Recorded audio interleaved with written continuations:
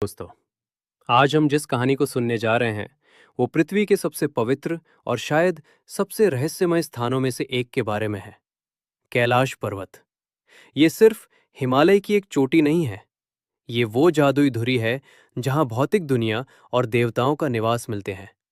भारत के उत्तर, नेपाल और चीन की सीमाओं पर स्थित ये पर्वत, इसे शानदार बर्फ का पिरामिड कहना गलत नहीं होगा, जिसकी चोटी पर आज तक कोई इंसान नहीं पहुंचा है।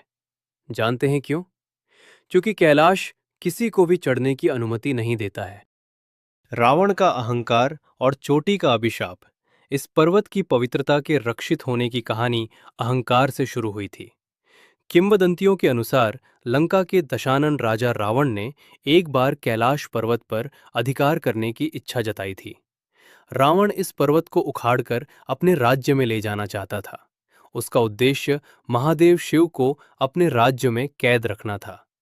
असीम शक्ति वाले रावण ने जब अपने 10 हाथों से पर्वत को हिलाना शुरू किया, तो उस समय कैलाश में महादेव शिव गहरी समाधि में लीन थे।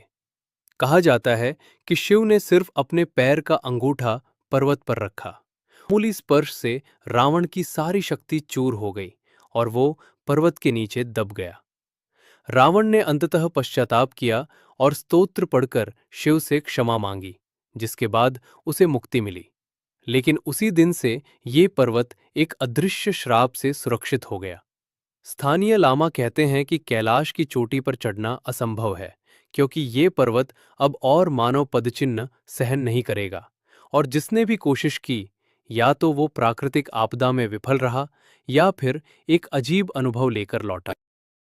वो रहस्य जो पर्वतारोहियों को सबसे अधिक भ्रमित करता है, वो है कैलाश की ढलानों पर समय का अजीब व्यवहार। जिन्होंने चोटी के पास के क्षेत्रों में कई दिन डेरा डाला है, उन्होंने अपनी डायरियों में लिखा है कि उनके नाखून और बाल असामान्य रूप से तेजी से बढ़े हैं। महज 1 या 2 दिन में उन्हें लगा जैसे उन पर 2 हफ्तों का बुढ़ापा आ गया हो।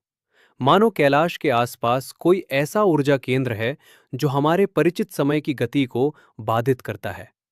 वैज्ञानिक जहां इसे चुंबकीय क्षेत्र और दुर्गम वातावरण का प्रभाव मानते हैं, वहीं वहां के साधु संतों का मानना है कि कैलाश काल का द्वार, गेट ऑफ टाइम है।